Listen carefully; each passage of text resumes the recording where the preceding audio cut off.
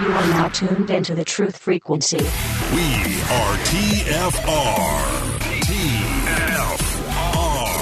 Truth Frequency Radio. Sit watching our TVs while some local newscaster tells us that today we had 15 homicides and 63 violent crimes, as if that's the way it's supposed to be. We know things are bad, worse than bad. They're crazy. It's like everything everywhere is going crazy, so we don't go out anymore. We sit in the house, and slowly the world we're living in is getting smaller, and all we say is, please, at least leave us alone in our living rooms. Let me have my toaster and my TV and my steel-belted radios, and I won't say anything. Just leave us alone. Well, I'm not going to leave you alone. In every revolution, there's one man with a vision. Captain Kirk, I shall consider it.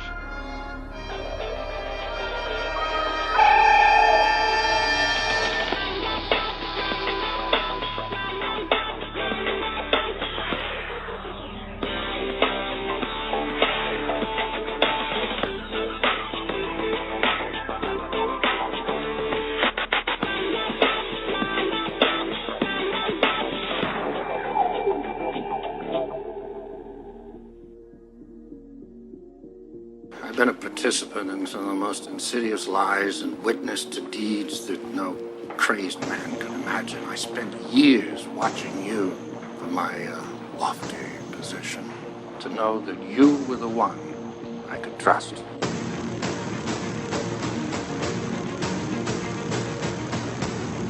And why did you lie to me? There still exist some secrets which should remain secret. Truths that people are just not ready to know. Who are you to decide that? The world's reaction to such knowledge would be far too dangerous. Dangerous? You mean in the sense of outrage? Like the reaction to the Kennedy assassination, or MIAs, or radiation experiments on terminal patients, Watergate, Iran-Contra, Roswell, the Tuskegee experiments. Where will it end? You want answers? I think I'm entitled. You want answers? I want the truth! You can't handle the truth! Get out! Or what? You'll kill me? Always remember, dissension's the greatest form of patriotism. The very word secrecy is repugnant in a free and open society. And we are, as a people, inherently and historically opposed to secret societies. We have before us the opportunity to forge a new world order. Yes, we can. And you say. Let us never tolerate outrageous conspiracy theories. A lie's most convincingly hidden between two truths. Well, I guess it won't end. No! I don't have time for this. This is about saving the future of humanity. We know things are bad, worse than bad. We know the air is unfit to breathe and our food is unfit to eat. I don't want you to protest. I don't want you to write to your congressman because I wouldn't know what to tell you to write. I don't know what to do about the depression and the inflation and the crime in the street. All I know is that first, you've got to get mad. The line must be drawn here. This far, no farther.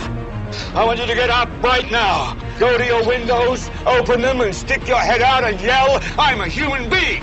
My life has value, and I'm not going to take this anymore. You shall not pass! You're listening to the Revolutionary Radio Project with your host, Rob SKIBA.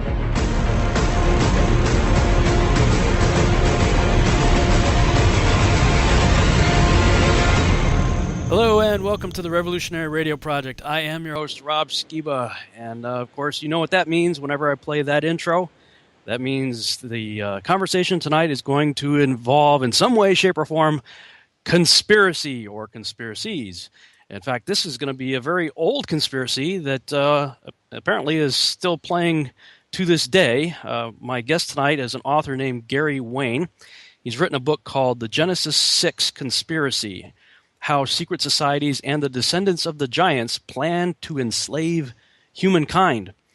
Gary is a Christian contrarian who has maintained a lifelong love affair with biblical prophecy, history, and mythology.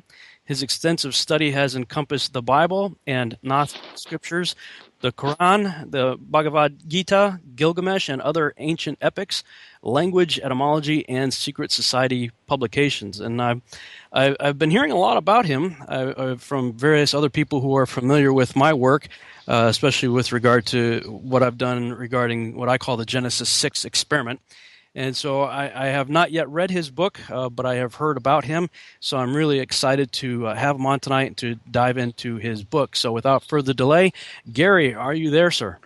I am here, and I am so excited to be here tonight. I think what we're going to talk about tonight is going to intrigue and get the interest and curiosity of your listeners up. I'm hoping we're going to cover material that perhaps they've never heard before and want to maybe have a deeper dive into after the show and maybe into my book. Yeah, okay. Well, before we get started, where can they find your book? Well, the first place they can go to find my book, if they want a personalized or autographed copy, you can go to my website, which is www.genesis6conspiracy.com.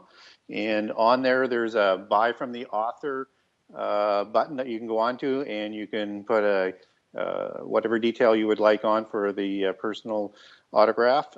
There's also connections on the website to Amazon.com and Amazon.ca. And of course, the book is available online through Amazon, through all the Amazon sites around the world. There's also off the website a link to Barnes & Noble, and it's also available through Barnes & Noble. And basically any online bookseller around the world will have a listing for it, so they can get it there if they have a preference other than Amazon or Barnes & Noble. And if you have a preference to buy it from your local Christian store, Sunlight Distribution is the distributor for the book, and so if they don't have it on the shelf, they can order it in for you. Very good. And that's Genesis 6 Conspiracy with the number 6. So Genesis number 6 conspiracy.com. All right. So just for the sake of my listeners as well as myself, because I don't know much about you other than what I've kind of seen floating around a little bit on the internet, why don't you give us a little bit more of your background, tell us a little bit more about yourself, your testimony, and how you got started in this research. Well, I was baptized United, and I was raised Baptist. And then as I got older and into high school, and further on into life, I had a sort of falling away, brainwashed with the propaganda in schools with evolution and, just the regular sort of independence that teenagers tend to have, that rebellious nature. And somewhere around 1981, I have a brother who gave me a book by Hal Lindsey called The Late Great Planet Earth. Mm-hmm. And he said, and I'm sure most people in the audience are probably familiar with that book, but one of the classics written in the 70s, he said, you need to read this book. And so I read the book, and it just scared the heck out of me. And I wanted to find out whether or not this was actually true. I mean, coming up in Baptist church, there is a little bit of prophecy that's in there in the second coming, but the details that Hal was talking about was things I wanted to verify myself. And as I went through that process, I came back to God and back to Jesus and just absolutely got smitten by the prophecy bug. So what I did was I started to catalog everything in the Bible on every sort of aspect of prophecy so I could have it all cataloged and easily referenced. And as I was going through this research, I came across the interesting giants out of Genesis 6 and saw how the giants kept coming up in the Old Testament, and also how they seem to have a relevance to the end time. And so I thought I would write my first book, which would be my easiest and shortest book, which would be how the giants are connected with prophecy, and particularly end-time prophecy. Short book. As it turned out, it's probably going to be the longest book I write, I hope. I've got 12 or 15 I want to do. And this book, just so the audience knows, it's over 800 pages. There's well over 100 pages of footnotes, or endnotes, I should say, because I wanted to bring credibility to this genre. There's so many writers out there, from what I understand and what I hear out there, that they use some basis and then do a lot of speculation. So I wanted the reader to be able to check where I got my information from. And I think the reader will be astounded as to how much annotation there is to support whatever I'm saying. Mm-hmm. So that was my path back to God and Jesus, was actually just being smitten by the prophecy buff and learning the Bible as best as I could, and then wanting to get out and share the message as to what I've learned. Very good. Yeah, it's one of those subjects you don't hear a lot of pastors talking about in church, especially since seminaries these days are teaching pastors that Genesis 6 is talking about the sons of God as the sons of Seth mating with the daughters of Cain. Have you run into that problem? Well, that's a very, very popular belief that's out there, and it's certainly the doctrine that's taught by mainstream churches, and even the churches that I'm attending to today, whether or not I attend the Catholic Church with my wife or an evangelical church that we also go to. It's a very, very standard doctrine that these were humans in Genesis 6, if they bring it up at all. And typically they tend to brush over it, because anything that tends to be kind of supernatural other than what Jesus might have done, they tend to really sort of gloss over these days, which is unfortunate. And I think this doctrine sort of set in probably in around the 1500s with the rise of modern science, that it's become a bit, I guess, for some people who are uncomfortable with the concept that anything that's supernatural just is, shouldn't be looked at. And they try and put it onto shelves or lock it away into a vault. I understand the argument, and it's a good argument, except that it doesn't seem to hold water, in my opinion, with what the Bible actually says. And, to confuse Sethites with the sons of God when we can look to the book of Job and it clearly identifies angels as the sons of God, and in a context that would not be human.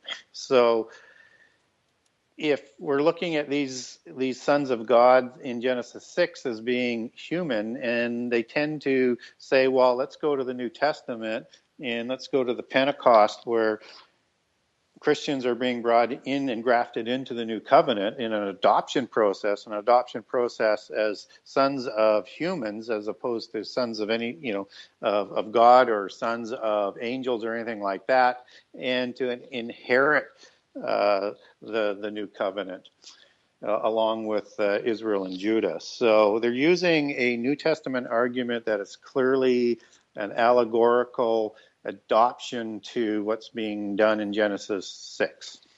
Mm-hmm. Well, yeah, but I mean, Job, chronologically speaking, predates Genesis, and it makes reference of the sons of God in several occasions.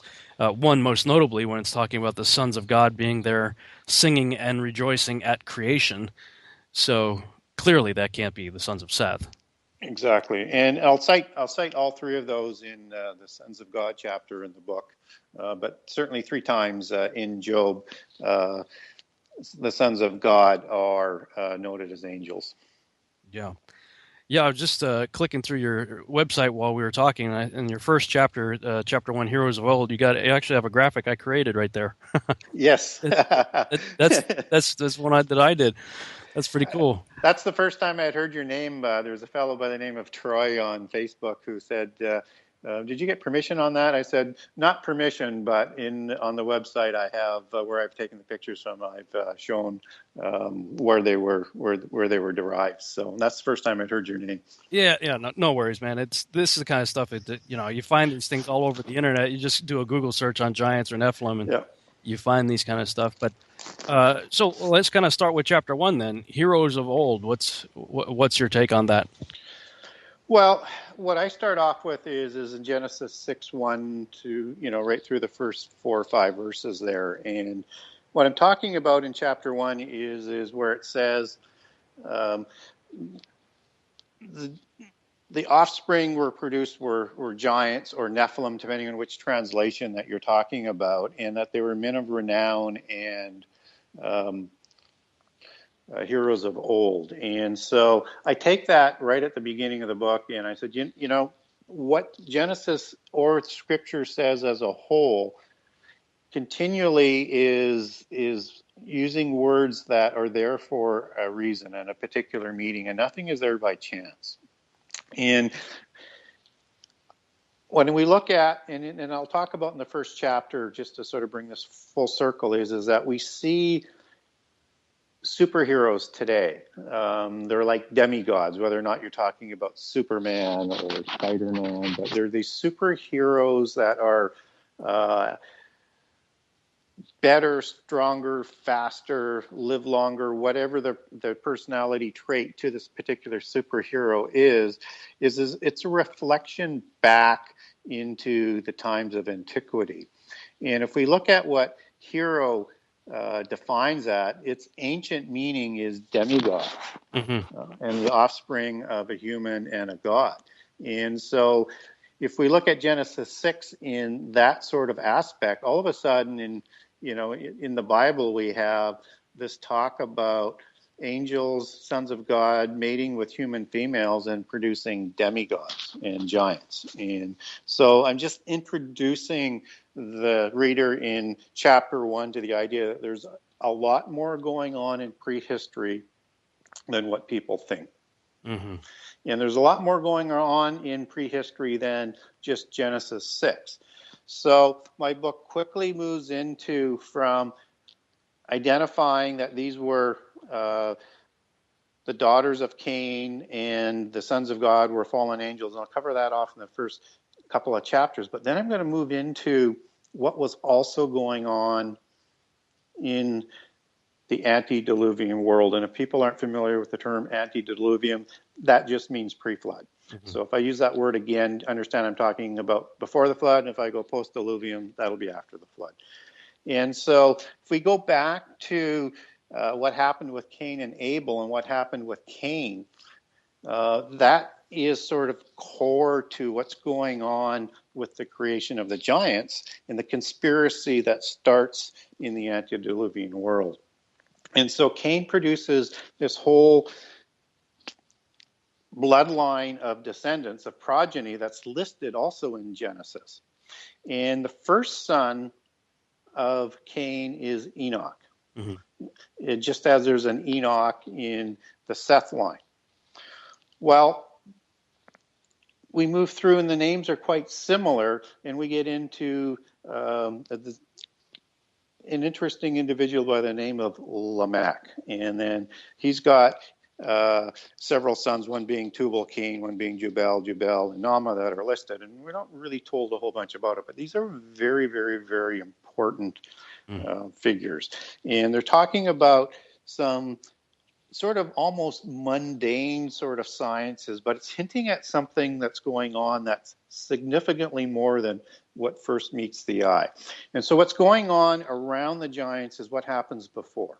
And so I start to introduce sources from other religions and from secret societies. And people might be surprised to hear that Freemasons and Masons, they take their history back to before the flood.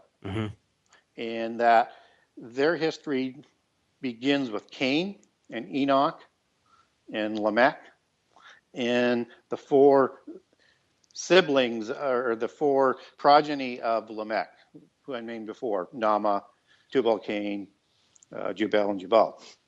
So if we look at what Freemasonry and the other religions, particularly the Gnostic religion in this particular case, is the descendants of Cain and the descendants of Seth learned what we call the 7 sacred sciences.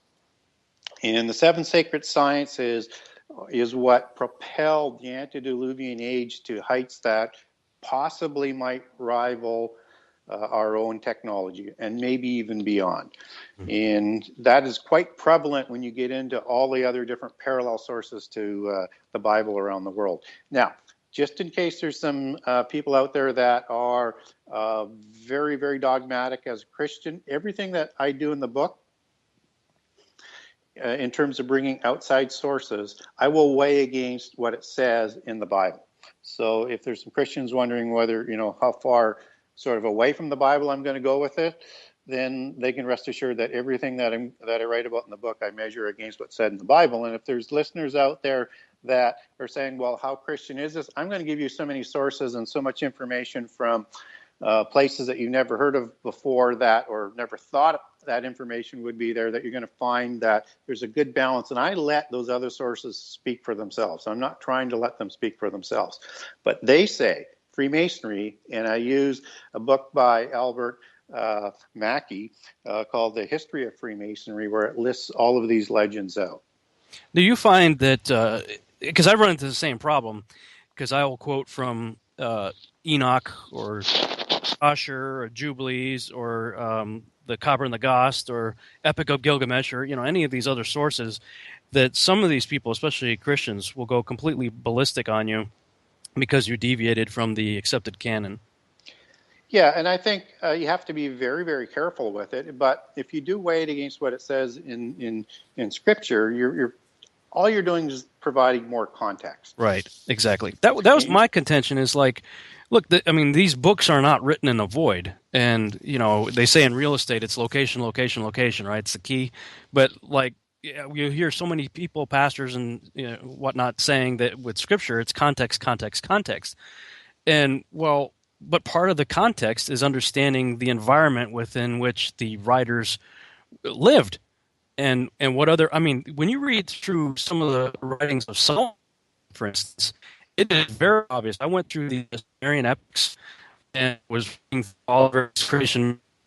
Solomon's almost directly quoting from these in a few places. That it was clear these guys understood Isaac from cultures.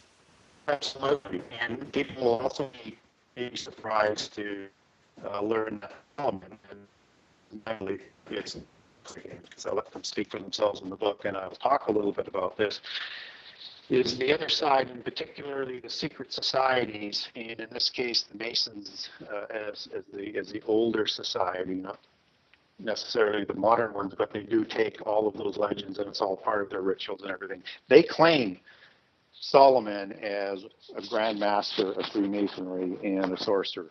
Yeah. So I'm going to get into all of that as the book sort of progresses. But getting back to what was going on in prehistory is these seven sacred sciences, they had the power to destroy the world. Mm-hmm. As they took alchemy to a complete new level. And if we look at what came out of these seven sacred sciences, this is what partners with the Nephilim in the sixth generation, or the generation of Jared. Mysticism, Enochian mysticism from the descendants of Cain, is produced through these seven sacred sciences and their development, because they needed to teach the elite. They needed to keep it secret from the rest of the people, and they created a mystical religion and secret societies to develop these religions. And so we have the descendants of Cain, we have dark angels, we have mysticism, and we have secret societies all rising together at the same time to come together to produce the Nephilim kings that usurped the antediluvian world, totally corrupted it away from God and the worship of God, which brought on the flood. Now, when we're talking about Cain, I know there's two schools of thought. I want to get your take on it. Son of Adam or son of Satan? Well, scripturally, it says he's the son of Adam, but it's a little bit ambiguous in Genesis. If you look at the word for Cain and brought forth, is it also could be translated as acquired. But I recognize that, but you need to understand that the idea that, and I'm not saying that Cain isn't, but scripturally, we don't have that as absolute solid platform. Where this comes from is the Gnostic religions. Mm-hmm. And the Gnostic religions have several different gospels and scriptures on this. And they firmly believe that Cain was either the offspring of Eve and Satan, or Eve and dark angels that raped Eve, and or the offspring of Lilith and Satan. I was just going to ask you about the Lilith thing. What's your Yeah. take on that? That Lilith is the father or the mother of Cain, or just Lilith as a whole? Both, in general. Okay, well, again, I'm going to go with the scriptural aspect of it, that, no, I don't believe that that's the case. Now, Lilith is talked about at great length and is at some of the significant allegories that I'm going to talk about in the matriarchal line of the dragon bloodline, or the Nephilim bloodline of the descendants of the Nephilim, as is the fairy aspect of the allegory, whereas the dragon aspect is the male aspect of the seraphim angels and the Nephilim. That's the patriarchal line. So what we do know is Lilith is also associated with vampires and bloodsuckers and a whole bunch of other nasty things in the Sumerian prehistory. Yeah. And so I think if we look at what's going on in the antediluvian world, and this is my speculation, but you have a couple of different things going on here. So you have not only the dark angels mating with humans to create a demigod of giants known as Nephilim, but they also had the ability to have in these mystical religions, as they have recorded, a changeling ability and the ability to choose a gender of their choice. And so if you look at that ability to do that, and you look at the lower gods in the pantheon that is in all around the world, there's these lower gods that are above the demigods, which are the giants. So you have this, in this realm, you have the spiritual dark angels mating with spiritual dark angels, creating another type of god, a lower type of god.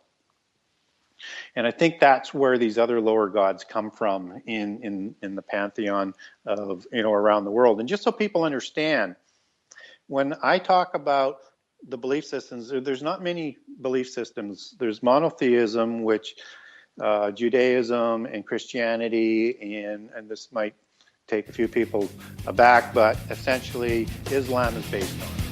And I don't want to get into the arguments of whether or not that's a false religion, but they talk about it. Hold that thought. It's a monotheism. And then we're going to break, and we'll come back after that.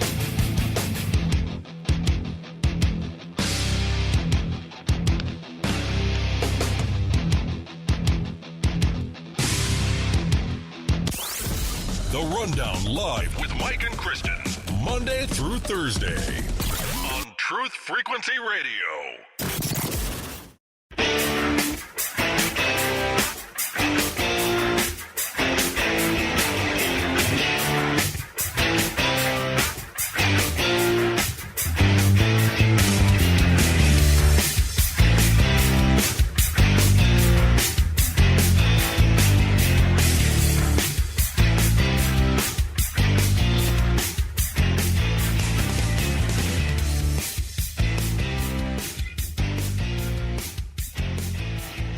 And we're back on the Revolutionary Radio Project. I'm your host, Rob SKIBA. My guest this evening is Gary Wayne, the author of the Genesis 6 Conspiracy.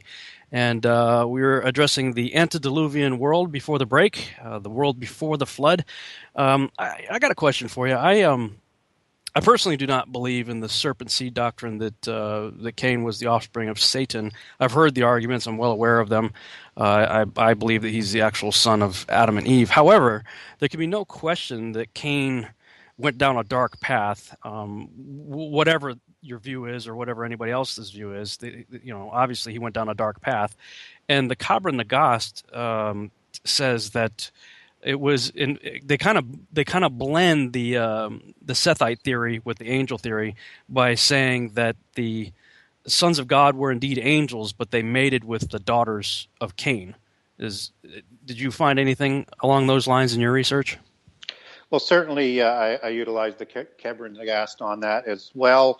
The outside mystical religions that sort of envelop a Christian aspect of it, or polytheism, which is the second belief system, which all goes back to Enochian mysticism before the flood. And it did cross the flood, this whole belief system.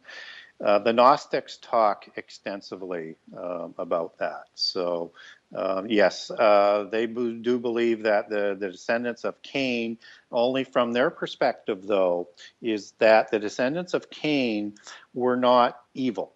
They were enlightened, and they were doing good, and they were just freeing humankind of all of the bonds that the God of the Sethites, our God, was what they thought was restricting them from. So they don't believe they were evil.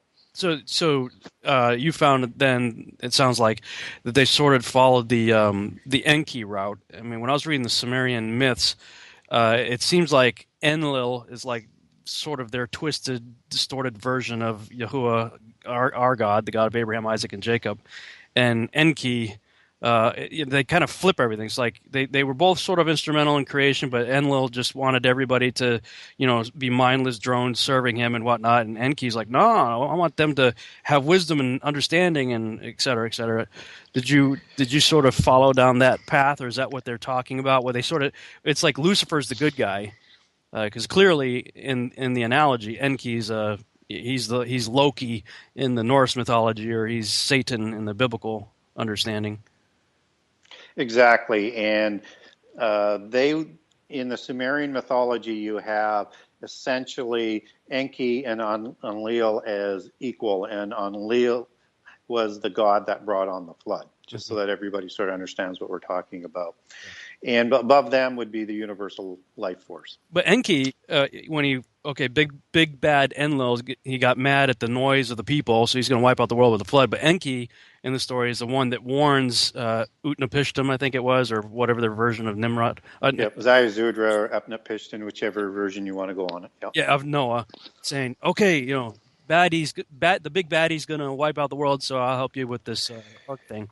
So but you see, this started back then, that whole belief system. And this is part of the belief system of the secret societies and religions that are going to be around in the end time, is that they actually believe that Lucifer is the equal of God.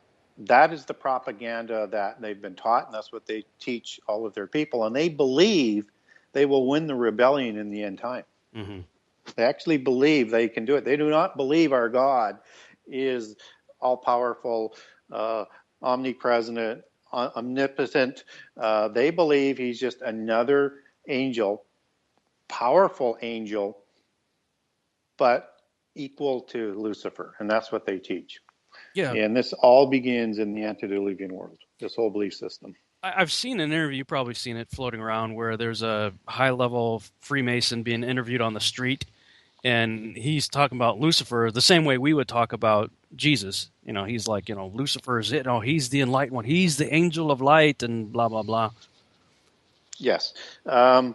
They believe Lucifer is the angel of light. He's the one who freed humankind from ignorance in the Garden of Eden. And they would call the tree of good and evil the tree of gnosis.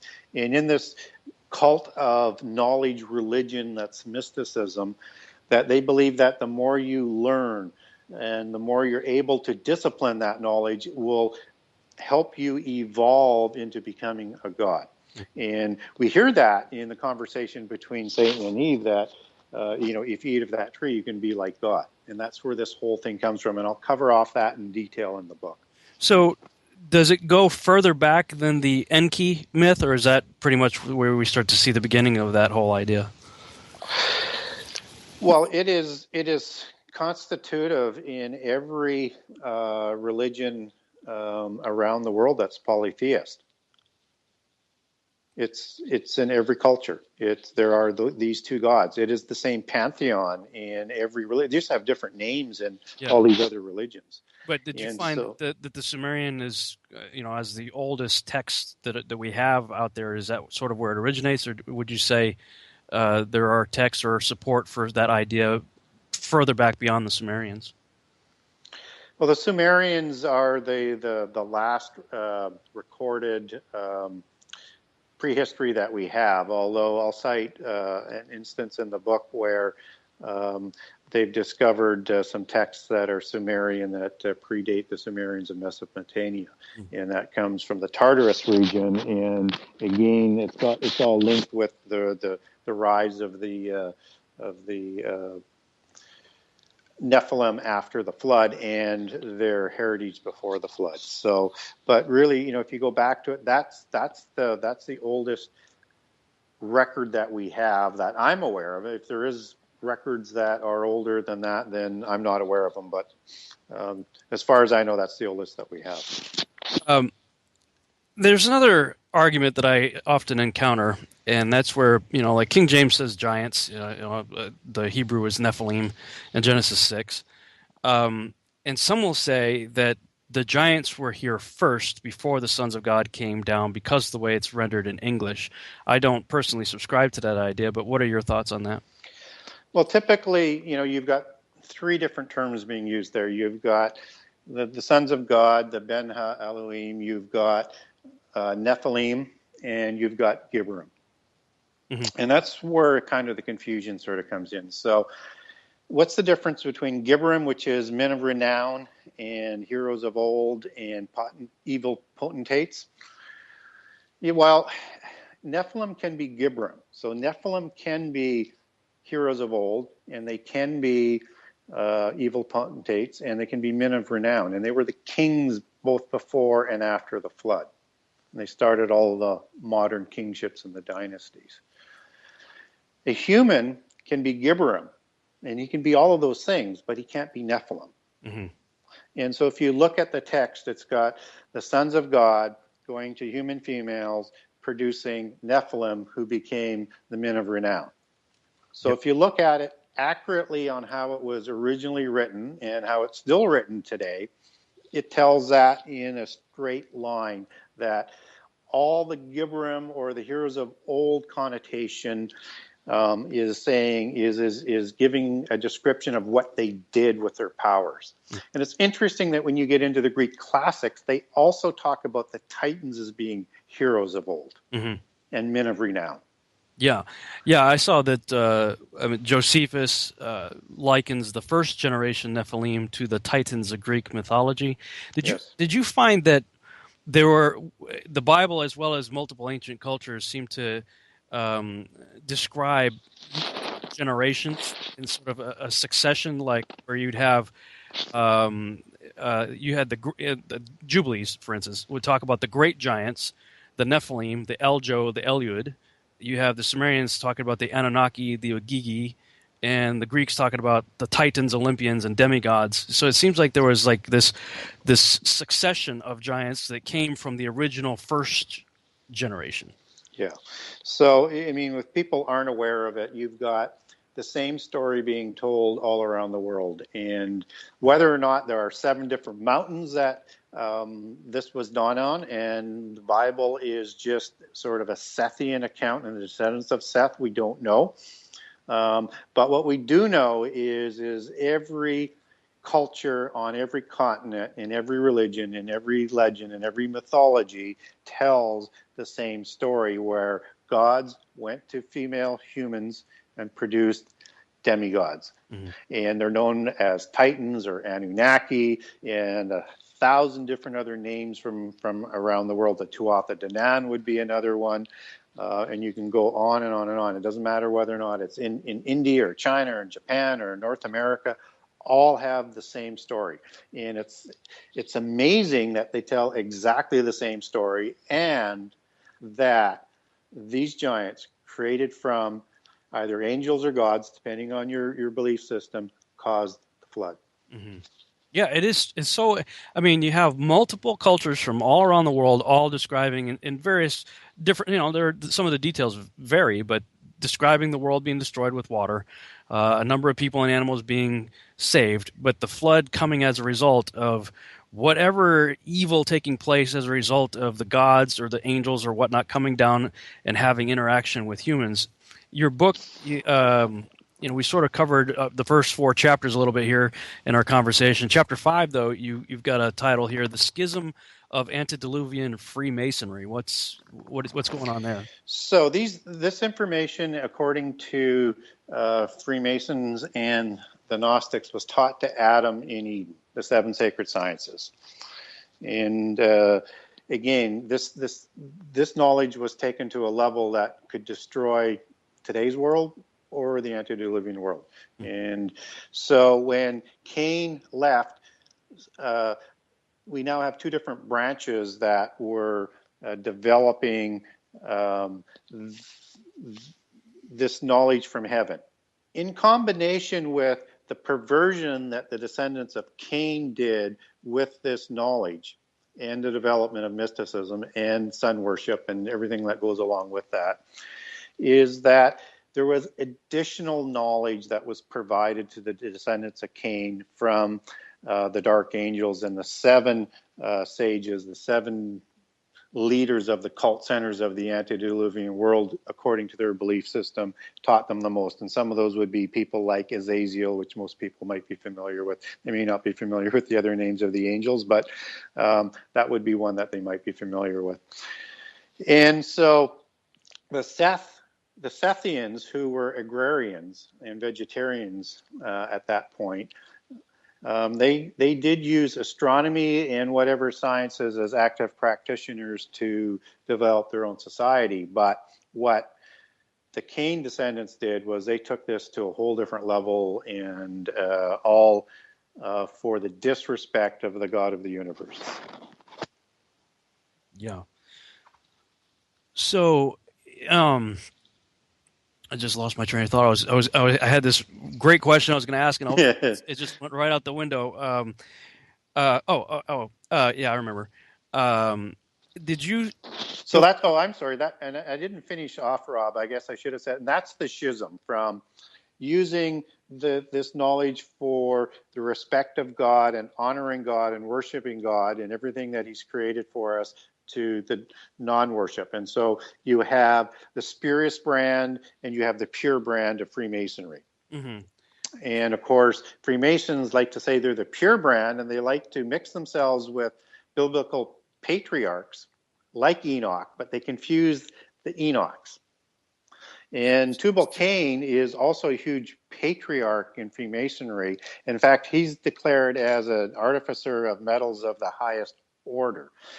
And we want to be careful when we're talking about Enochian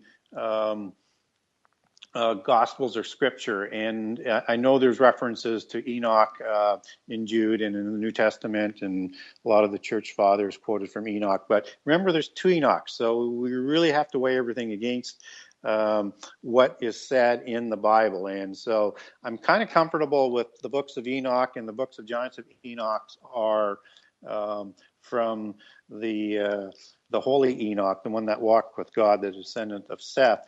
But Jubilees is a little bit questionable for me, and I know a lot of people like to use them. I did not use Jubilees, not because I think it might be written by the evil Enoch. I just felt I had enough information.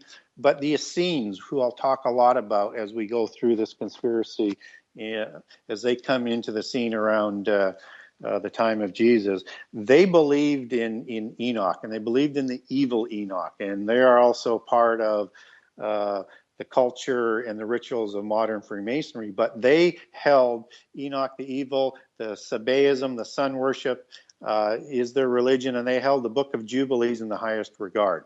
Yeah, when I was compiling, I referred to Enoch, Joshua, and Jubilees as a synchronized, biblically endorsed extra-biblical text, only because of the influence that I see in the scriptures that seem to have come from these books. But Jubilees was always sort of a wild card for me, because where I could see Joshua and Enoch, first Enoch, syncing up very well with the Genesis account, there were things in Jubilees that were really questionable to me. And correct me if I'm wrong, but my understanding of Jubilees was that it doesn't even really show up until about 200 BC or so. And I haven't been able to verify any pre-existent copies of Enoch or Jubilees prior to what we call the intertestament period, the 400 years before Christ or so. Enoch seems to have a very long history, whether it was in written or oral form. prior to the copies that were found in Cave 4 and some of the other places in the Dead Sea Scrolls and stuff like that. But Jubilees seems to be a much, much, much later writing. Yeah, it's a little bit murkier. And again, I have no issues in using Jubilees, just that we need to recognize that it's a little bit more doubtful than the other ones. And to me, it's not consistent with Scripture. But again, the Essenes believe that they go back to the great white brotherhood of Heliopolis that came across with Moses and Aaron with the religion that they say, and of course Moses and not Aaron, but Moses would have been indoctrinated and initiated as the son of Pharaoh, adopted son of Pharaoh, as it turns out, in the schooling at Heliopolis. So he would have been initiated into the mysteries, but they pervert that, and so they say their religion is the true religion of Moses that came from Heliopolis, and the book of Jubilees and that information came with Moses to Israel. And so the Essenes believe, as a polytheist religion, that they're the true religion of Judea. And for the people that don't know, just so that you know who we're talking about, there's 3 sects, and all of them had leaders and elders in the Council of Jerusalem at the temple. So you have the Pharisees, you have the Sadducees, and you have the Essenes. Mm-hmm. And the Essenes are distinctly polytheists. And if you want to look at who the Essenes are, they're not talked about a whole bunch of, although Paul will talk a little bit, and Jesus will reference them once or twice, as I recall. But the clearest reference to the Essenes comes in Ezekiel, where these people with white robes come into the temple, and Ezekiel is lambasting them for turning their backs to the temple and praying to the sun in the east and to Tammuz. These are the Essenes, and that's about 700 BC, circa, somewhere in that zone, 600 to 700. And so that's the first time that we see the Essenes, but that just shows you how old that religion was going on. Mm-hmm. And of course, the white robes go back to Heliopolis. Second and third Enoch seem to be very Gnostic and not anything that we should be paying a whole lot of attention to in terms of its relation to the Bible. It seems to be Gnostic and perhaps even occultic. When you look into the history of second and third Enoch, but they reference Enoch as Metatron. What's your take on that? Well, Enoch, and I'll talk about this in the book, has so many different names, and he is married into even the Hermes Trismegistus. Mm-hmm. I never can say that properly. Trismegistus. Anyways, 3 times Hermes, and so he's confused with Thoth. He's called Idris.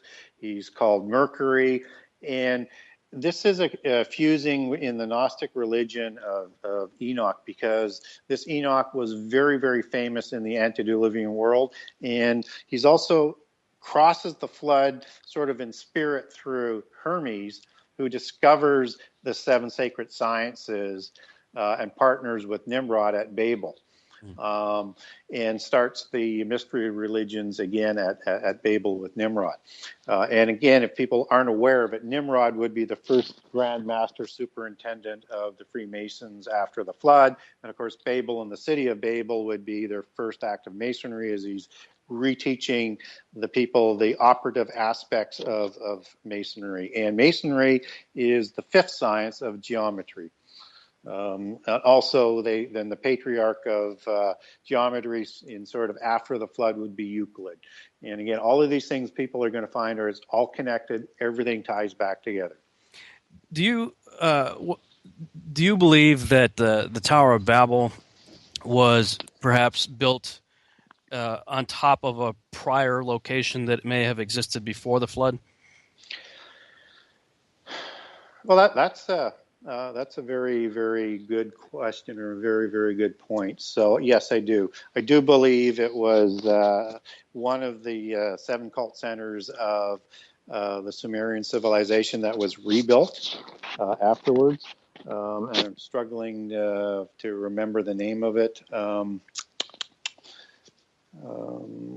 No, I can't come up with it right now, but I do believe it was built.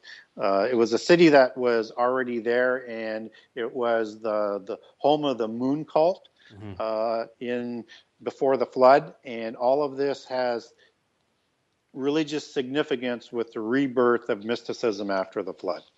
They chose that location for a reason. Yeah, that's what I was getting at. It seemed very deliberate. I just did a conference up in Oklahoma just recently, and this kind of came up in some of the Q&A. And it seemed to me that after the flood, certainly the Earth was rearranged and looked a bit different, but I think there was enough. Some of the topography must have remained somewhat recognizable. And when they came down from Ararat, it seemed that they made a beeline back to the plains of Shinar, which I believe was pretty much the general vicinity of where they were banished from the garden in the first place. When they were kicked out of the garden, they were into that area. Well, and Shinar is just a transliteration of Sumer. Right. So Nimrod was trying to recreate a civilization that he admired. I know there's a lot of mythology out there that suggests he was a giant. I would say he wasn't a giant. He was Gibberim, as in the example I gave earlier, a human Gibberim, as the original word would annotate him in the Bible. But he was definitely human because his descendancy, his genealogy comes out of the Bible, so we know he's human. Whereas you don't get Nephilim with their genealogy coming out of the Table of Nations anywhere, except for the Horites that are inserted into the chiefs of Edom. So that's and Seir comes out of nowhere. So I might differ with you on this. The Septuagint translators, the Hebrew scholars that translated the Hebrew text into Greek. Gibborim is one of those words that can be giant, but can also just be a courageous, mighty warrior, like David's mighty men, where it says David's mighty men, the same Hebrew word Gibborim is used. But when it came to Genesis 6, as well as Genesis 10, 8, 9, describing Nimrod, it says that they use the word ton dynaton in the Greek for David's mighty men, whereas with Nimrod, they use the word gigantus. And the Septuagint, actually, Brenton's just comes right out and says that Nimrod became a giant based on the Greek rendering of gigantus. Yeah, and other sources will say, and even the Freemasons, they write a lot on Nimrod, that even though he was a large man, they say he was not Nephilim and he was not giant. Now, people can argue all day long whether he was or he wasn't, and that comes down to a matter of your belief. I like to side on the fact that I can't name a giant that's labeled in the Table of Nations. And interestingly, after Nimrod, there are no descendants being listed after him. So what that suggests to me, and again, my speculation and going on my hypothesis about giants not being listed in the Table of Nations is that he probably married in with giants and his descendants were hybrids after that and therefore not listed. But that's my speculation. You haven't got my book yet, have you? No. It's en route. It's in the mail. So I'm still waiting on yours too. It hasn't come in yet. I know we both mailed it to each other. I would say giants are all over the Table of Nations from chapter 10 verses 6 through 20 especially, but that's neither here nor there. The issue I do want to get into as we start sort of transitioning the conversation into the post-flood world is the whole idea of royal bloodlines that become established and whether or not they're still walking the earth to this day. Well, if we look at the kingships that were established, those were after Nimrod and after Babel, were all usurped once more by the Nephilim, because of their size, and they started dynasties. And these dynasties, whether it's the Mitanni dynasty, or if you're talking about the Egyptian dynasty, and so Hermes went from Babel to Egypt with Mizraim, and later, a generation or two later, from the research that I found, is the Egyptian dynasty is taken over again by either a son or a grandson of Nimrod. Hold that thought. Come back after the break and discuss that.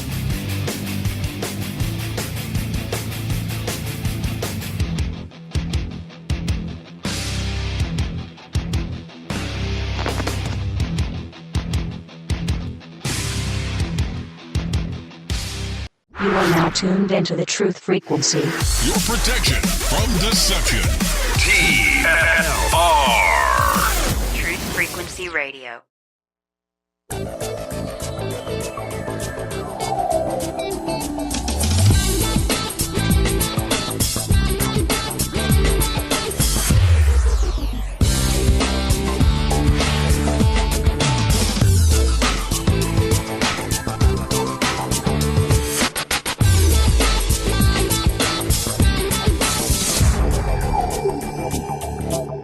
Welcome back to the Revolutionary Radio Project. I am your host, Rob SKIBA. For the second hour of the broadcast, I'm talking with my guest tonight, Gary Wayne, the author of the Genesis 6 Conspiracy. And right before the break, we were talking about the idea that Nimrod and or his descendants began to usurp the Egyptian dynasty. And I came to very much the same conclusion in my first book, Babylon Rising. So continue where you left off right before we got cut off by the break. Yeah, and so we have a couple different classifications of these kingships that are usurped. So you've got the pure ennobled lines of the pure Nephilim. Now they do become diluted as there are some human bloodlines mixed in, and you've got the more already diluted brands of the hybrids, I'll call them for lack of a better term. So you've got the pure Mesopotamian line, you've got the pure Egyptian line, you've got the Scythian line that I'll talk about in the book, later in the book, and you've also got what we call the Amalekite pure line, and this will be a little bit confusing for people in the Table of Nations because Amalek is listed. I'll make a case that is a name that the descendant of Esau took from the giants, but the Amalekites were in the research that I found, were another pure breed and were a very ennobled breed. And so you've got three main pillars plus the Scythians that make a four main pillars of the Middle East. And then you've got all of these other giants that are, and these hybrid giants, they are listed in the Table of Nations because the descendants, as my research found, of Noah's son intermarried with these giants. And this is a constitutive belief of the Gnostics as well. And that's sort of where some of the context will come in. And I know at the end of the day, when people when we talk about giants, we like to get into the nuances of it. I guess the big point for me, though, is that whether or not there's a distinction between the hybrids and the purebreds, the point is that giants were after the flood, and they continued. Yeah. And these dynasties continued, and they continued to intermarry to keep the bloodlines as pure as possible.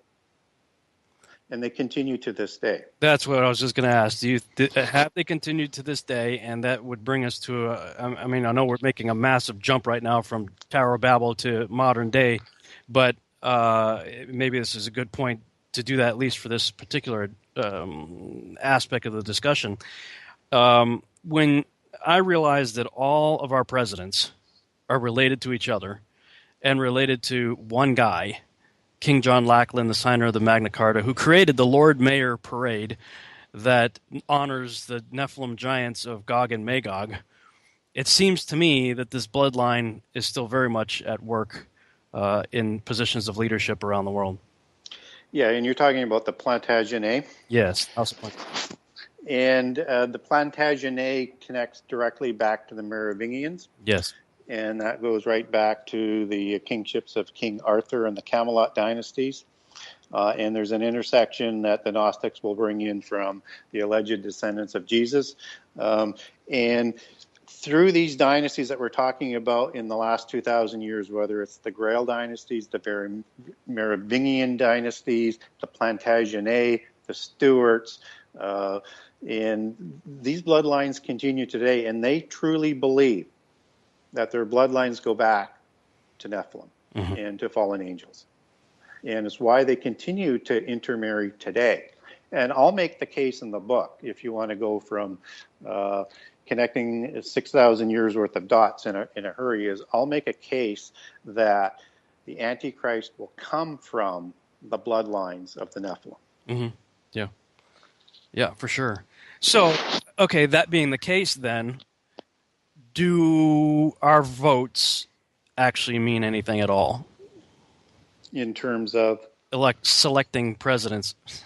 Oh, well, from Canada, right? So this is, well, I mean, it's the same kind of, do you find the same kind of issues in Canada that we are dealing with in the United States?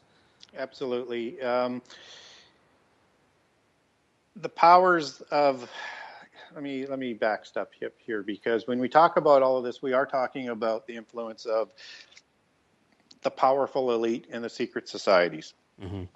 And they have control of the parties, and they have control of the governments. I mean, if we can find a way to vote people in who are independent of and not being already corrupted and already being a pawn for these organizations, then it would have an influence. But I guess that's a pipe dream. It can really be a pipe dream. I mean, because typically, and in the U.S. in particular, you're going to get two nominees. It doesn't matter. Both of them are going to be illuminated. Right. So, and almost everybody running in the race is going to be illuminated. And when I talk illuminate, I'm talking these are adepts. And I know Obama was still rising because he was so young. But he has attained his 33rd degree, which isn't the highest of illumination, but it is adept level in the Scottish Rite. The last picture I saw, I think that was posted, was 32nd degree, but I heard from other sources he's fully illuminated at this point. And so they're going to give you option A or option B, and both is going to go in the same direction. Having said that, I will still vote for the party that's going to at least not persecute me for a while. And I do believe that we're going to be facing a socialist world government who will persecute Christians and are already anti-Christian. So my vote is, okay, I get it that the right still supports corporations, which is like an oligopoly, just with a different name, but at least they protect Christian rights. But at the end of the day, these forces have power. I just think that the left is able to move the agenda more quickly.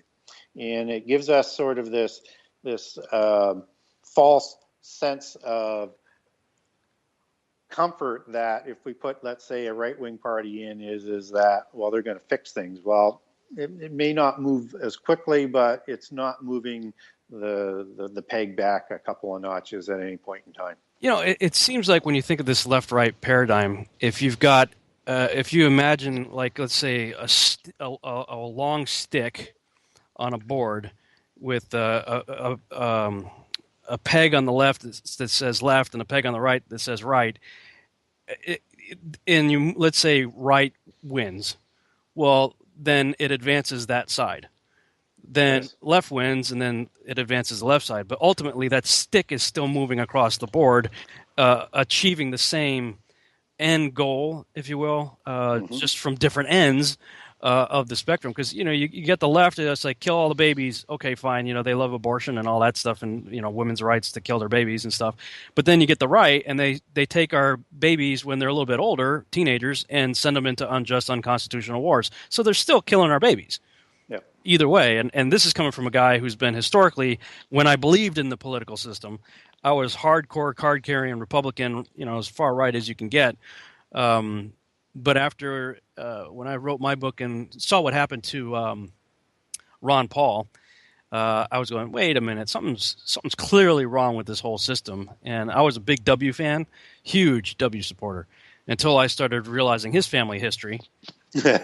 And going through Skull and Bones and all this, oh my gosh, I was like, I was so disillusioned, and it brought me to tears, quite literally, and had to repent to God, because I'm like, Father, I have this whole idea of, well, I'm going to choose the lesser of two evils. You're still ending up with evil, and especially if they're an illuminated Luciferian at that, and a high level one, in the Bush side of things, man, holy cow. Their history is just unbelievable. But you can tell that these people definitely, when you look into them and their practices and affiliations, that they are definitely part of this dark bloodline. Absolutely. And that's, what I really enjoyed about, writing my book is in what the reader will find and what people will say about my book on Facebook and when they get a hold of me is I connect more dots than they ever thought possible. Yeah, so let me just go ahead and stop there and ask you, what would you say, what makes your book unique from other books that are covering similar topics? Well, what makes it unique is one, all of the information that I'm going to catalog. So they're going to find it's probably, if not, it's one of the top books they've seen in the genre for research. The second thing is I'm going to connect more dots, whether it's political, religious, scientific, you name it. I'm going to connect all these dots, whether or not it's mythology, whether or not it's fairy tales, whether or not it's science fiction. I'm going to connect all the dots. And I'm going to do a 6,000-year connect the dots investigation into how the House of Dragon is going to present the Antichrist in the end time. And what happens as we go through the book is that you are going to get so much information, you need to read it in chunks. So I wrote it in 98 chapters plus a preface and an epilogue, and each chapter will average about 6 or 7 pages because there's about the text, there's say, just under 700 pages of text. So you can read one chapter and then come back. And I methodically lay it out, and each chapter is a story within a story. So it's a mini story, and it leads into the next chapter, and it keeps coming up as the book unfolds. So all of this stuff, they'll see all of these connections coming up, and they'll understand the whole thing as it unravels. And it's going to come at you with information at a pace that most people say, you know what, I can read a lot. I have to do this a couple chapters at a time. And it's going to do that right to the last chapter. Yeah. When I wrote my first book, I titled the first chapter The Genesis 6 Experiment, and it was the shortest chapter of the book. But just like what you just said, once you go down this rabbit hole, you realize, whoa, this rabbit hole is extremely deep, and it has about 1 billion branches to go off in. And my second book ended up being a 366-page elaboration on the first chapter of the first book. And after I finished the second book, I'm going, holy cow, there's so much more to unpack on this stuff. And it becomes overwhelming, so I can see how easily I kept my books down to about 300 pages because that's all I typically will read myself. If a 700 or 800-page book becomes a quick reference guide when I want to look up a topic. But it's not likely that I'll sit down and read a 700 or 800-page book. But I mean, it's easy for this kind of stuff to blow up into 7, 8, the thousands, of pages once you go down the path. Yeah, and I took 25% out to get it published. And so is that book 2? it could be. And there's so many things I just didn't put in it because at some point you have to say enough's enough. Did I give enough information? Yeah. But the unique part of it is I tell the whole narrative right from Genesis 6 right to the end time. Yeah, very good. That's awesome. So, okay, plowing back through this, we kind of took a little bit of a speed jump from Chapter 8, Royal Bloodlines. Let's look at, let's see here. Lucifer's Revenge. Chapter 13, interesting number to pick for that chapter. Yeah, it is an interesting number for that chapter. And Lucifer's Revenge, I mean, when we look at what I call the Genesis 6 conspiracy and how it relates to the end time prophecy is we can't ignore what happened in the angelic realm, and we can't ignore the angelic rebellion and the 200 that went to Mount Hermon to mate with humans. And I know that's not in the Bible, and that comes from Apocrypha, but they rebelled with Lucifer. Okay, so you also believe then that the 200 are part of the 1/3? Yes. Okay. Yes, they are the ones, at least the ones that were impassioned and were sentenced to the abyss for copulating with human females. Right. Because, there's no other way to understand Peter or Jude when they talk about angels that left the first estate and that sinned, that are locked up and bound in chains, because Lucifer and his minions are still out and about doing their thing. But yet we have this group of angels that the canonized texts really you have no frame of reference for. Who are these ones that are bound in chains?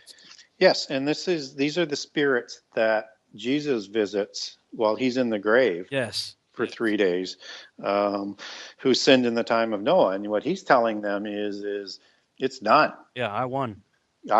It's over, and I believe that, and I'll make the statement in the book that, and in that chapter that the fallen angels and Lucifer, they didn't anticipate the resurrection, and that's actually comes out of the Quran.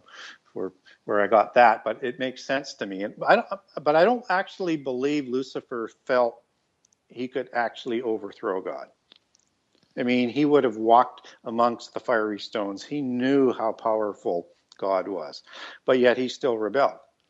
I think he was trying to make a case in his rebellion to live in a separate universe, a separate kingdom alongside, and that God would have mercy over his rebellion and let him do that. I think that's what he was trying to achieve. And so when you look at what happens with Lucifer and with humankind, now they become interconnected. And so we have humans being raised up, that they're actually going to be raised higher than the angelic realm in the future time. And so Lucifer becomes extremely jealous of this, and he's going to bring humankind down.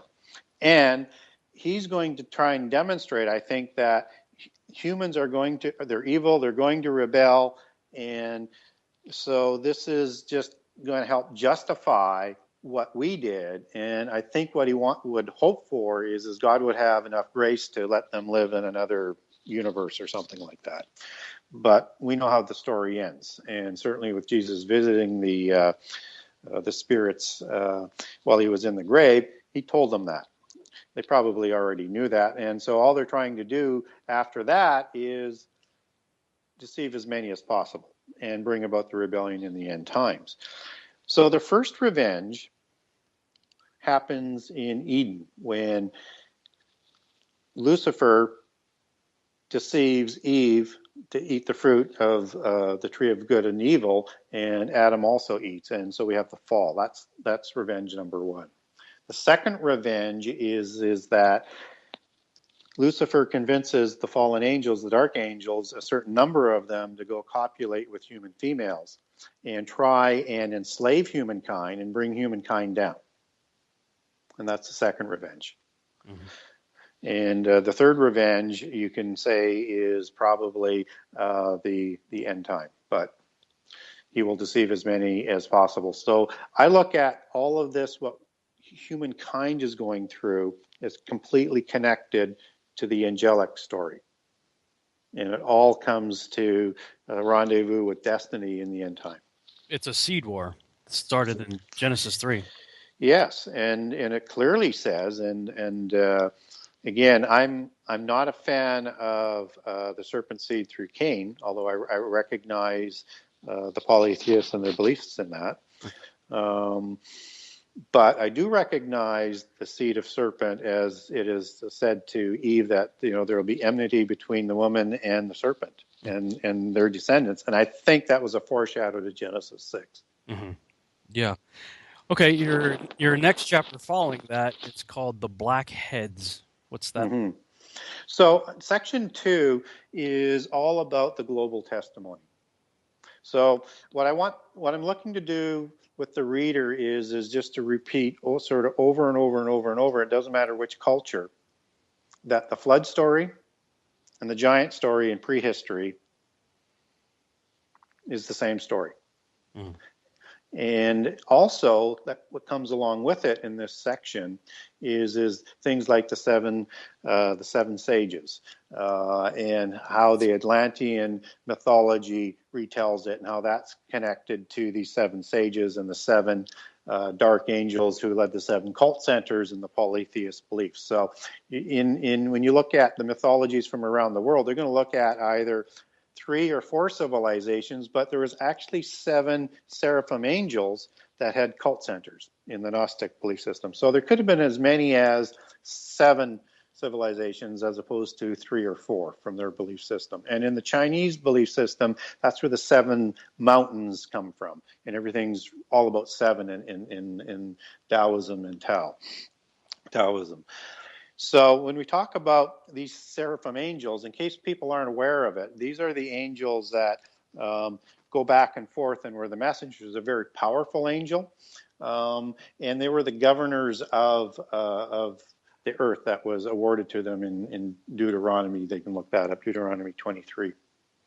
Although let's say the sons of Israel, but then look for the notation at the bottom of the page. Depending on your translation, it'll say sons of God or other gods, but it's getting at the angels. And so these seraphim angels, in case people aren't aware of it, they had, and again, it's very difficult to get this information out of the Bible, but the word seraph actually refers to snakes.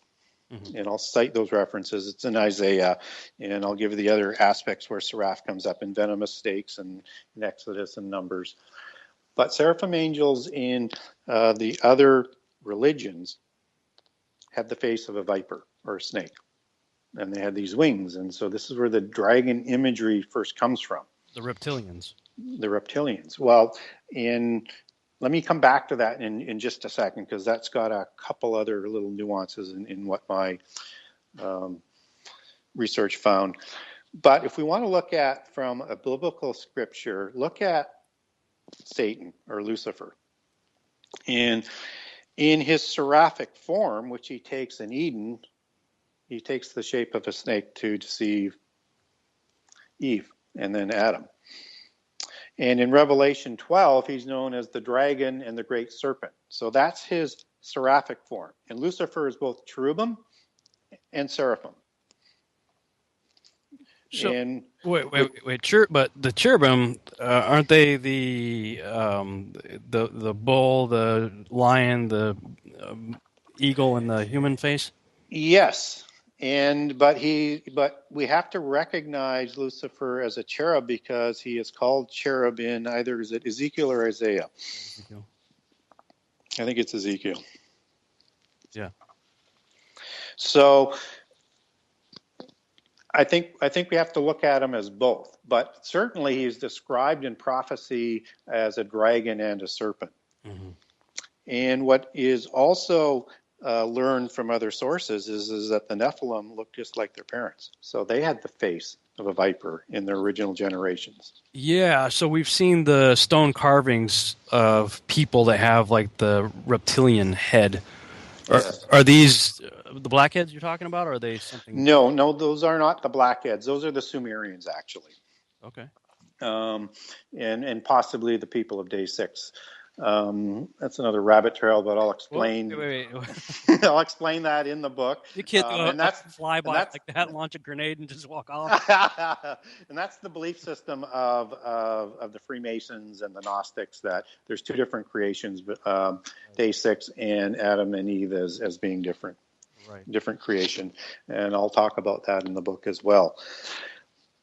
But if you look at the serpent in Eden. Now, this serpent has its legs and its feet taken away, and it was the smartest animal before the fall. And in other sources, some will say it also had wings. So you also have an animal dragon that was a different type of serpent at that time. And there's many different types of serpents, and it was as tall as a horse. So it was bigger than human, almost as smart as human. And it could talk, and we see that in the Adam and Eve account. And it had its arms and legs taken away, and it crawls on the stomach today. But in antiquity, this was a whole different being altogether, and this could be part of the reptilians. And it was the favored being of the seraphim angels. I got a question on my Facebook page. Someone who's asking Troy. I think you've had some interaction with Troy. Yes. He says, please ask Gary. He says, hi Gary, about the Watchers being seraphim class. He said you mentioned it in passing elsewhere, and he'd like to know more. More about them being seraphim class? Yeah, were the Watchers? Were they of the seraphim class? Yes, the Watchers is, and in Greek it would be the Grigori, but seraphims were called Watchers. And again, what travels with that name Watcher through all these secret societies and the seven sacred sciences, all of these organizations have names that will translate back as Watcher, and I'll give a number of that as it goes through. But the Watchers were the seraphim angels, absolutely. They were the ones that were in heaven that Enoch goes to visit in the books of Enoch. Okay, so when people talk about alien abduction type scenarios, you keep having these various descriptions of the Greys, the reptilians, and the insectoids. Sort of these like the three things you hear the most. What are your take on the three, the insectoid so-called aliens, and the reptilian aliens, and the Greys? Okay, so if we look at entertainment, just as a quick reference, and let's take Lord of the Rings or any type of mythology that you want. You get all of these little people, right? Yeah. You get these elves, and you get all kinds of stuff. Yeah, sure. Okay, so this is the other part of the fairy sort of allegory. So let me just explain this for your listeners. So the Tuatha De Nan are also another part of the fairy allegory, and I talked about the matriarchal being the matriarchal brand, and I'll link that in the book on how that comes together. But understand, in fairy mythology, there are 4 classifications of fairies. Oh boy, hold that thought. Back.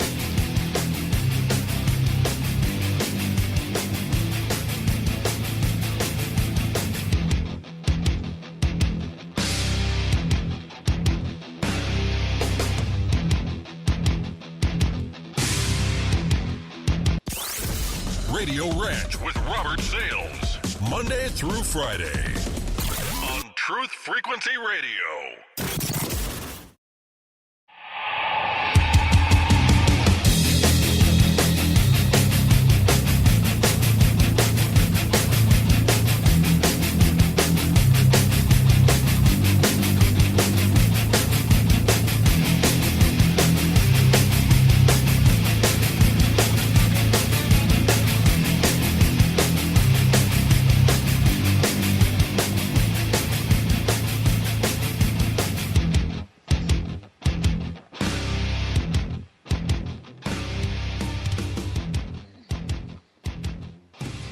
And we're back on the Revolutionary Radio Project. I'm your host, Rob SKIBA. For the last half-hour segment of our show, we're talking with Gary Wayne, the author of the Genesis 6 Conspiracy. And right before the break, we were discussing the Blackheads, and we're beginning a discussion on the little people of mythology, the fairies and whatnot. And just real quick before we pick up where we left off before the break, to clarify on the Blackhead issue, is that talking about the color of their hair as opposed to the Nordic blondes and the redhead Canaanite giants type scenario? Yeah, I think it was a deliberate description, and yes, it does refer to their hair as being black. And if we look at descriptions that we get from the Nephilim coming out of a couple of different aspects, 2 for sure, one being the Atlantean, and the other one being the Tuatha De Nan that resurfaced as the Scythians that I'll talk about in the book.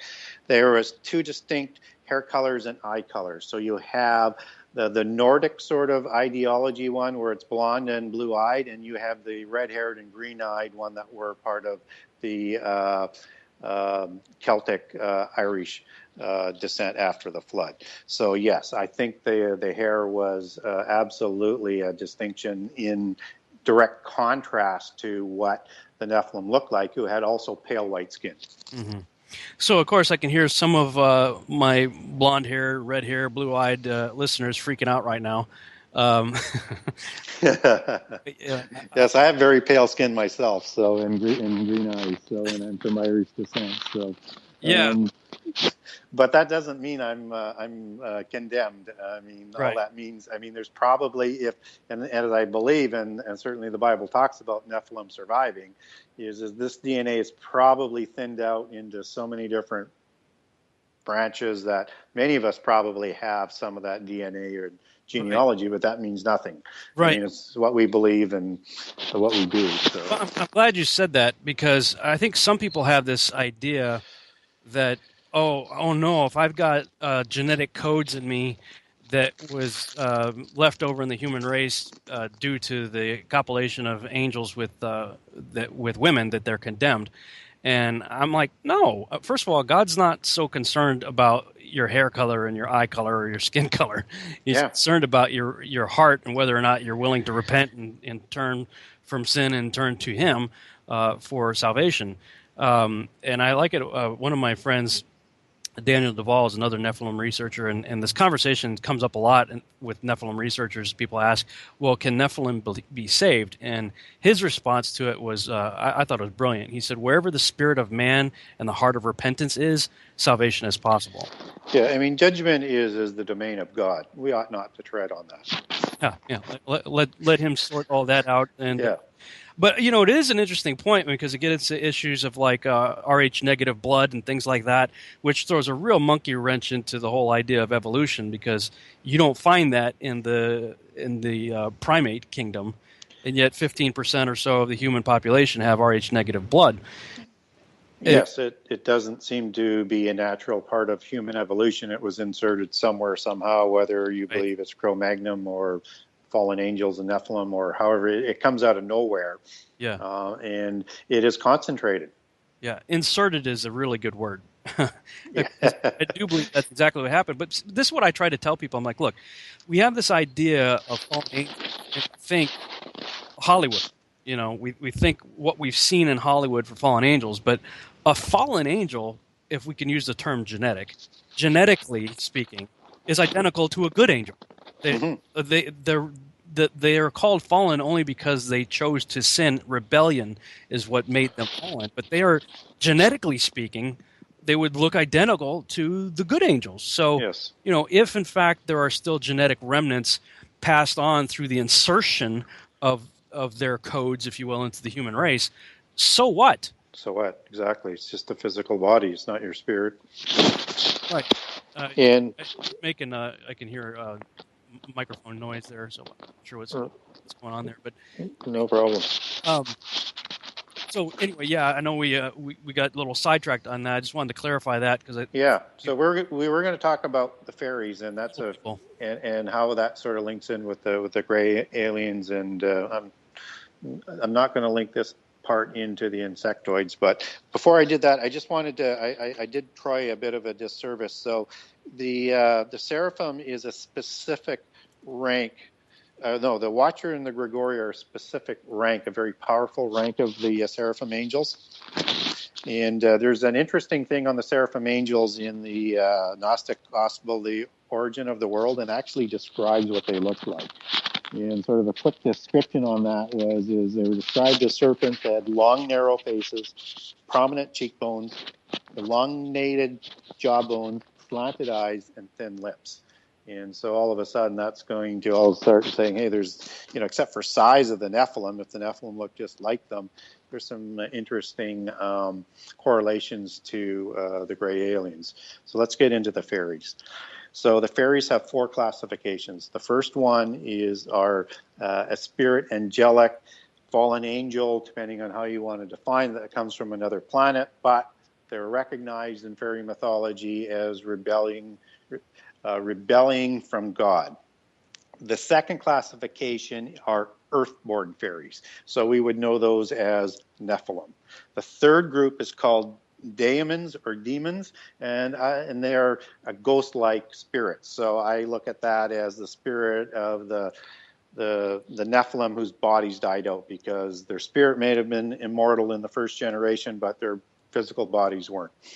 And then we have the fourth group that's called the elementals in the fairy mythology.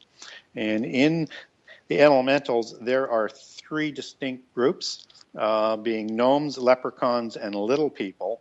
And in the one group called gnomes, there's also goblins and sprites. This is where the gray alien comes from. And if you go into specifically great Britain into the section of the gnomes and the goblins, there's one specific fairy that's called the Grey Neighbor. And I'll put in my book a fairy abduction. And if you didn't know that that was a fairy abduction, you would think it was an alien abduction.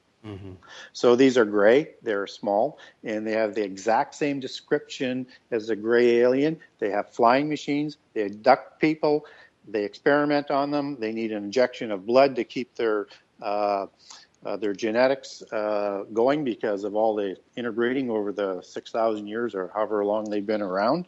And so when I look at gray aliens as part of the alien mythology, and I look at this fairy mythology that has a gray alien and does the same thing as the aliens and has flying machines and has great knowledge and great technology, I'm looking at these are the same story but just told in a way for how advanced their society was. And so for our technically advanced society, these are aliens. And for centuries before our technology, they were fairies, and these fairies come through these portals, also known as shays, Sidhes, or fairy gnomes or fairy mounds or things in the lake. And if you look at the ladies in the lake of the fairies in King Arthur, they are protecting portals to the other world, or Anne Wynne or Tartarus, or how it's all the same sort of allegory. So I think there's a definite connection to this. And if we look at these little people that are talked about in Lord of the Rings, this is about prehistory. And at the end of the trilogy, you see all of these beings going away in a boat on the water, which is an allegory for the flood, because now it's the time of humankind. The other side tells the story and has kept it alive in all of the classics, all of the entertainment, and it goes on today about their history, their genealogy, and their legacy, and it's encoded in all of that. So maybe we should take note of that. Yeah, for sure. I worked. I'm an artist. I do paintings and sculptures and stuff like that. I got hired by this guy to do pieces for museums and stuff like that. And he was from Norway.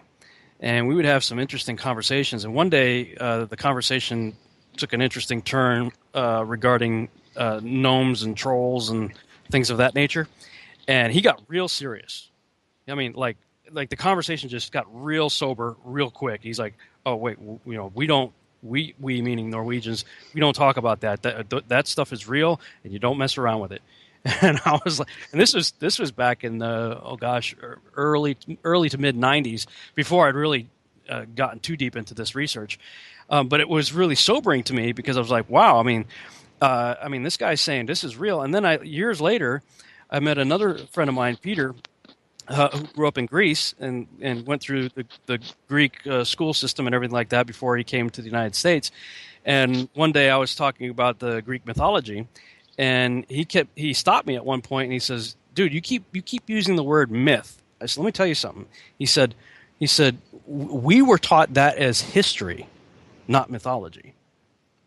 So here's a guy from Greece telling me that this, because we were talking about centaurs and minotaurs and all that kind of stuff.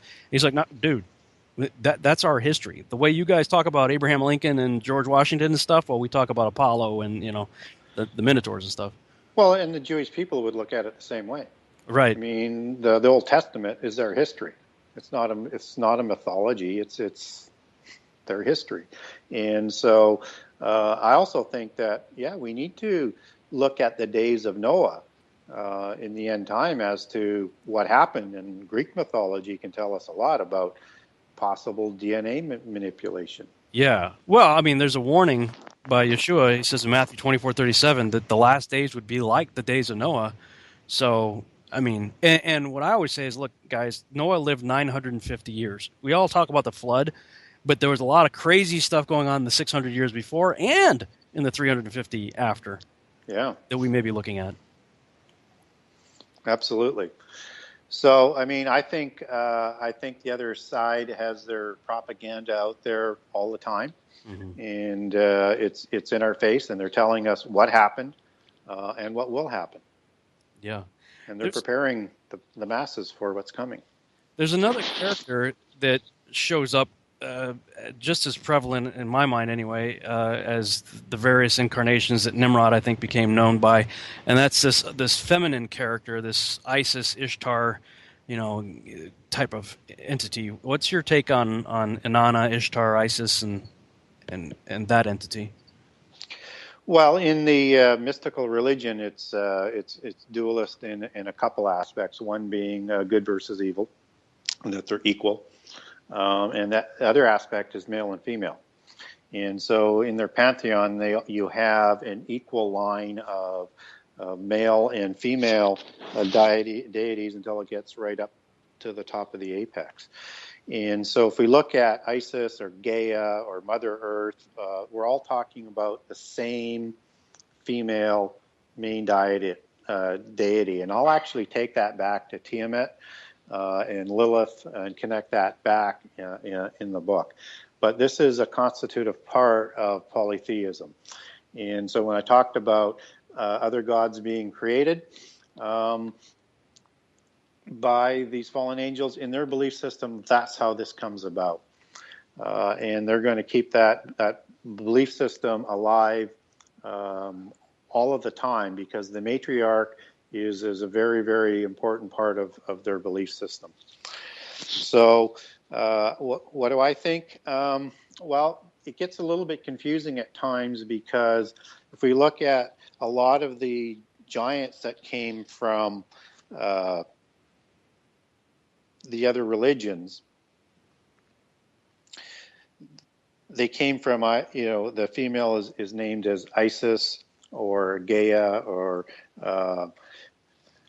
Ishtar, Inanna, so many, they're all the same god. And so, okay, well, that's a little bit different than coming from the daughters of men. So some people might say, well, there's a difference there. Well, you have to remember as well that when we look at other mythologies, whether it's Greek or it's Sumerian as two classic examples, and there are more, they have a couple of distinctions in these Nephilim type characters. And so you have a Titan that's from heaven, and a Titan that is partly of the earth. And so you have to understand that there was two different classifications going on there. So you have gods being born from gods, and then you have giants being born from humans and gods. And so there's two different levels, and that's why we have that hierarchy in the pantheon.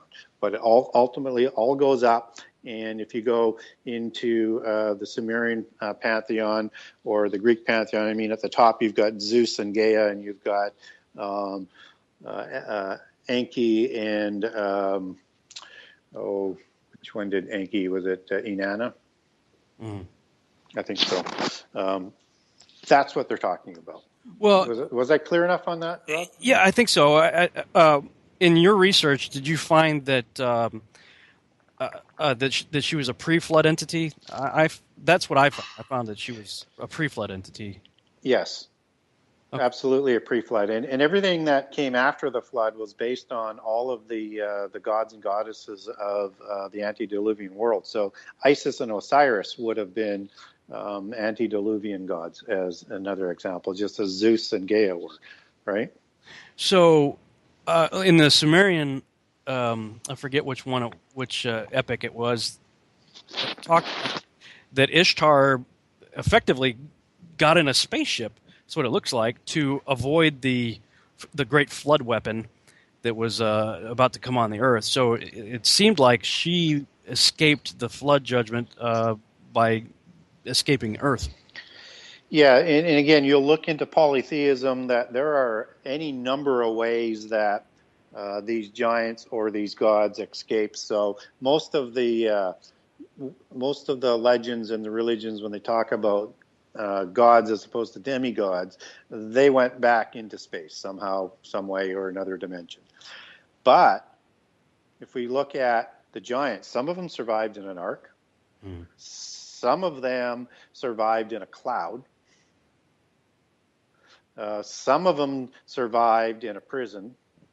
And there are even more examples. So they have a number of examples on how they believe that the demigod giants survived the flood. Yeah. Yeah, and in my second book, I dealt strictly with biblical evidence and Hebraic supporting text. But I had always had in the back of my mind a planned second book that would address the what other religions and other people groups had in mind. Because they're like escaping in the spaceship, or other things. I mean, the biblical example. Okay, you've got so much information to work with, and that's what I did with my book. But I felt like I did want to at least tip my hat to what other cultures were saying, because it seemed there were a number of other ideas. What did you find? Well, and they also believe there were other types of giants created. So, like the Gnostics believe, Seth was created in a cloud in the space, and then was Lord Earth, and then was protected in a cloud to survive the flood. And if I look at, let me give you one example that I really like to use this one, and the Greek Ark survival is, let me talk about the Epic of Gilgamesh. Now, Gilgamesh is also a giant that's mentioned in Enoch, and it knew about the flood, and so now we have this giant in the Sumerian epic that survives the flood, along with Ziusudra or Utnapishtim, depending on which translation that you're using. But Gilgamesh is described as a archetypical giant Nephilim potentate demigod that is violent and a giant and causes havoc and destruction as the antediluvian Nephilim. And he's telling the story to Enkidu, who is described the same way. And he was created after the flood to offset the evil of Gilgamesh, except that they become friends. Mm-hmm. And then they talk about the king of the flood, either Ziusudra, depending on the language. Let's use that name. It's easier to pronounce. And he is the archetypical Nephilim again. So he's not this peace-loving, holy man that Noah is. He's another Nephilim. Mm-hmm. And the family that they take with them is Nephilim. The Epic of Gilgamesh is not the story that Noah was based on. Mm-hmm. Or Noah did not base the story on that. This is, from a Sumerian perspective, a polytheist perspective, is a description of giants surviving the flood in their belief system. And if we go to Deucalion and Pyrrha, or Norea, depending on, again, which translation that you want, and I'll connect Norea back to Nama in my book as a variation of her name, Deucalion was the son of Prometheus. So whether Prometheus was a Titan demigod or a god matters not. We're talking about, that is not the Noah story from the Bible. Mm-hmm. That is a Nephilim survival story. Mm-hmm. And the other cultures are rich with these things, whether or not we believe that or not. But what we do know is somehow the giants were around after the flood. Yeah, everybody has to deal with that issue. I mean, because people, no matter what theory you come up with for how they returned, there's always going to be somebody that's going to disagree with you. And I say, look, it's not worth fighting about, because the question was, well, if that's what happened, then God failed with the flood. And I'm like, well, wait a minute. Clearly, all of us have to acknowledge that there are giants after the flood and before. So regardless of how it happened, clearly, obviously, God intended, one way or another, for that to be the case. So you can't really use that as an argument. Well, that's stupid, because, why would God do that? Well, either way, you end up with him allowing them to come back, no matter how you look at it. Yeah, no matter what we do know is there's giants after the flood. For sure. And the rest is speculation. And what I try and do in my book is present the options as to how that might happen. Mm-hmm. Try and link that up as best as I can with what it says in Scripture, and then bring in some outside context. Yeah, right on. Well, we're getting pretty close to the end here. I want to make sure we reference your website and stuff again. So why don't you give everybody your contact information, where they can find your book and more information about you? Yeah, so I have up on my website all 98 chapters with a generous excerpt from each of those chapters, so you can get a flavor for the book. And that's at www.genesis6conspiracy.com, and the 6 is the number 6. And on there I'll also have a number of my interviews. And you can also buy a book from me, or there's links to Amazon and Barnes & Noble. You can also get a hold of me on the website with an email. Just click on Contact the Author. Also, you can get a hold of me on Facebook. I'm under Gary Wayne, and I also have a couple of Genesis 6 conspiracy pages. Very cool. Well, the question I'm about to ask you now is probably way bigger than what could be answered in 5 minutes, but maybe this will be a preview teaser for a part 2 interview, which it looks like we're going to have to do, since we're barely through a dozen chapters in your book here. Atlantis. What's your take on Atlantis? Well, Atlantis is probably the best telling mythology that parallels the Book of Enoch, and which of course parallels Genesis 6. And so what Enoch is talking about, Atlantis is talking about. And what's also interesting about Atlantis is that in the Greek or all polytheist belief systems coming out of this is that there were seven sages that survived Atlantis to go repopulate the earth afterwards. And so it's got some overtones into what happened after the flood as well. Again, is that true or not? Don't know. But what we do know is that this belief system repopulated after the flood. But I have to tell you, the parallels when I walked through Atlantis against what we talk about in the first section of the book, it just nails it perfectly for everybody. This is the same story, just from a polytheist perspective. Wow. And what was your source material that you were looking at to tell the story of Atlantis? Well, several, but you have to use Plato, right? Yeah. So that's there. It starts there, and then you add in whether it's Ignatius Donnelly or there's so many people. And also we'll bring in terms of how Atlantis was destroyed, that it was a number of catastrophic events, including the flood, which Enoch talks about. And then I'll bring back in terms of where that's possible from what the Bible says. And you have to get that from other aspects, but it's interesting that there's some parallels there that again suggest that it's a similar story, just from the polytheist perspective. You find that a lot, don't you? When you especially start looking through the various mythologies, is everybody's just sort of telling the same story, just putting their own spin on it. They are, and they tell the same end time story with their own spin on it. Yeah, that's interesting, because I maybe we can get to that in one of the future shows, because I was doing some research on Ragnarok, and I'm going, wow, this is totally Revelation. Yeah, it's incredible, and it's why it will come about, because they're trying to bring it about. Yeah, it's their plan to bring it about. They would like to bring about the end of time and the rebellion and the Antichrist any time before the ordained time, but they'll take the ordained times if they have to, and they will.